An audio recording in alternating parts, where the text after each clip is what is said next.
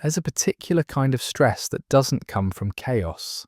It comes from clarity, from seeing exactly where you are, exactly where you think you should be, and realizing the distance between the two feels impossible to close. You don't wake up one day feeling behind. You arrive there slowly, through small comparisons, through subtle expectations, through the growing sense that life is moving forward whether you're ready or not. And somehow, without ever agreeing to it, you start measuring yourself against the clock. Not just how old you are, but how far along you should be by now, what you should have figured out, what you shouldn't still be struggling with. There's an unspoken timeline you're constantly checking yourself against, and the unsettling part is that no one ever showed it to you. You just absorbed it. It lives in the background of your thoughts, in the way rest feels suspicious, in the way idleness triggers guilt, in how even joy starts to feel temporary, like you should be using the moment better. Somewhere along the way, becoming better stopped being a desire and became an obligation. You're supposed to be improving, not eventually. Now. Healthier, more disciplined, more emotionally intelligent, more financially stable, more attractive, more fulfilled, more healed, more intentional, and not one at a time. All of it, at once. The expectation itself is strangely polite. It doesn't scream. It doesn't threaten. It just assumes. It assumes you can work on your body while building your career, that you can heal emotionally while staying productive, that you can maintain deep relationships while optimizing your habits, that you can chase meaning without falling behind financially, that you can rest without losing momentum. Individually, none of these expectations sound unreasonable. Together, they form a kind of pressure that never releases, because time is never part of the calculation. No one asks where the hours come from, what gets sacrificed, what progress in one area costs in another. There's an assumption that growth doesn't compete with itself. That effort is infinite. That energy replenishes on demand. So when you struggle, it doesn't feel like a systemic problem. It feels personal. You start thinking the issue is discipline, or motivation, or mindset. You tell yourself you need to want it more. Plan better, wake up earlier, scroll less, optimize harder. And the irony is that this pressure often wears the mask of ambition. It sounds like drive. It looks like self-awareness. It feels like responsibility. But underneath it is a constant self-evaluation that never switches off. Every day becomes a performance review. Every week a quiet assessment. Every year a verdict. And this evaluation doesn't happen in isolation. We live with constant access to other people's outcomes, their milestones, their transformations, their clarity. You don't see the time it took. You see the result. A body that looks finished.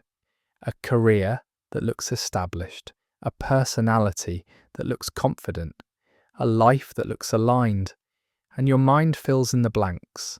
You compare their highlight to your process, their result to your uncertainty, their clarity to your confusion. And because trends move faster than humans can adapt, the target never stays still. Before you fully adjust to one version of yourself, the standard shifts.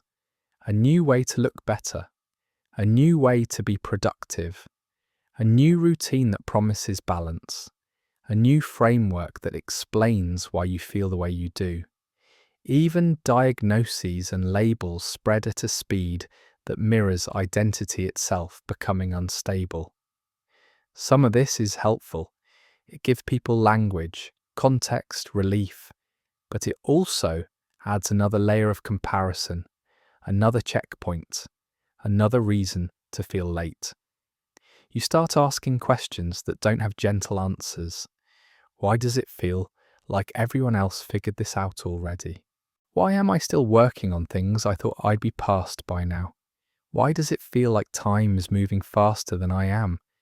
And slowly, the pressure becomes irritatingly clear. It's not that you don't want to grow, it's that you're being asked to grow faster than life allows. There's no pause between phases anymore. No seasons, no room to linger. You're expected to be healing and high-performing, self-aware and unstoppable, grounded and ambitious, grateful and dissatisfied enough to keep pushing. And when you inevitably fall short, you don't question the expectation. You question yourself. You start feeling quietly desperate. Not in a visible way, not in a way that gets noticed. It's the desperation of feeling like you're constantly catching up to a version of yourself that keeps moving further away. You're tired, but resting feels irresponsible. You're overwhelmed, but slowing down feels dangerous. You're exhausted, but stopping feels like failure. So you keep going. You consume more advice, more routines, more perspectives, hoping that one of them will finally make everything click. But instead of relief, you get fragmentation. Too many standards, too many paths, too many ways to be wrong. And the strangest part is that even when you make progress, it doesn't land. Achievements don't feel like arrival. They feel like temporary proof that you're not completely failing. There's always the next thing waiting, always something else you should already be working on. And beneath all of it is the constant awareness of time. Not dramatic time, not deadlines or countdowns, existential time. The sense that life is passing whether you're ready or not, that youth is finite, that opportunity has an expiration date you can't see. Time becomes something you race against, even though no one told you there was a finish line. And then comes exhaustion. Not the kind sleep fixes, the kind that lives deeper. The exhaustion of constantly evaluating who you are versus who you should be. Of never being fully where you are because you're mentally ahead or behind yourself. You're tired of improving, tired of tracking, tired of optimizing. But you don't know how to stop without feeling like you're giving up. So you exist in this strange middle state, doing enough to survive the guilt, but never enough to feel at peace. And this exhaustion becomes especially visible toward the end of the year. Because New Year's doesn't just mark time, it amplifies it. Suddenly everything feels symbolic. Every memory feels weighted. Every regret feels louder. The year becomes a story you're supposed to summarize, a narrative you're expected to make sense of, and you're told to be hopeful, to reset, to reinvent, to believe next year will be different.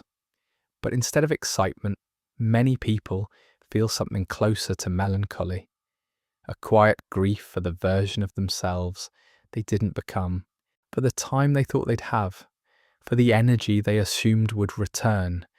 And once again, instead of questioning the structure that creates this pressure, the focus turns inward. What did I do wrong? Why didn't I make more of it? Why am I still here? But maybe the problem was never your effort, or your discipline, or your mindset. Maybe the race itself was impossible.